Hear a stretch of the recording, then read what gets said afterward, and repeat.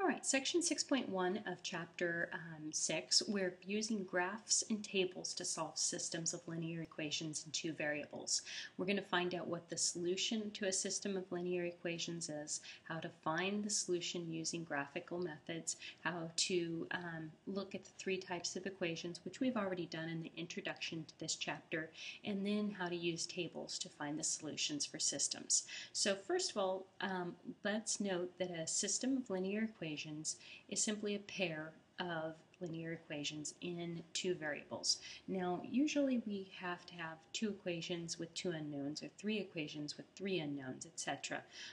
That's not always the case, but we'll leave that for if you ever do linear programming, what happens when we have an unmatching number of equations with the number of variables present. For our uses here, we will always have two equations with two unknowns. The relationship to reality comes through economics, physics, marketing, all kinds of different things. And the solution is a point where the two lines meet. It's the ordered pair that solves both equations at the same time. So let's go ahead and get into that by graphing.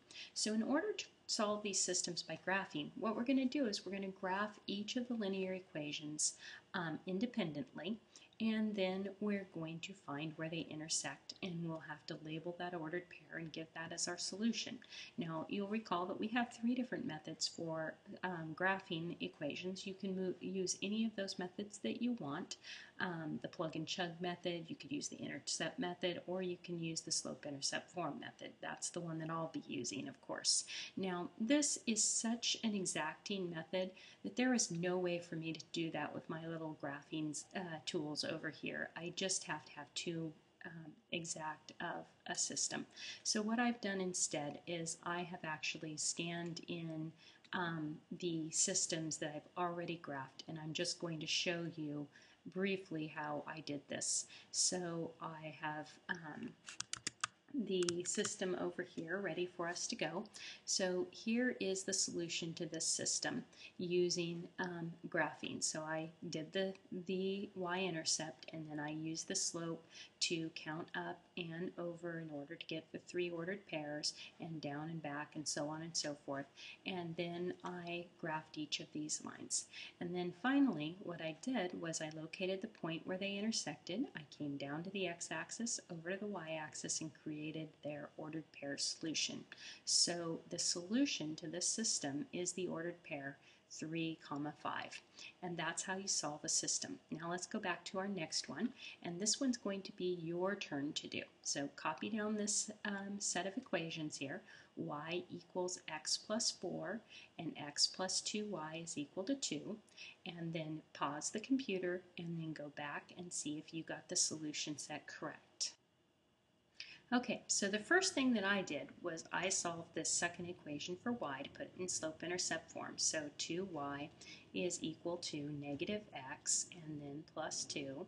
And then I need to divide by 2 here, here, and here so that I put it in slope-intercept form. So y is equal to negative 1/2 x and then plus 1. And then from there I went ahead and I graphed those, and you'll see those in just a second. So here's the solution to that system. See, I have my graph here of my two lines independently, and then from the place where they crossed, I came back to the x-axis and over to the y-axis, and that gave me my solution.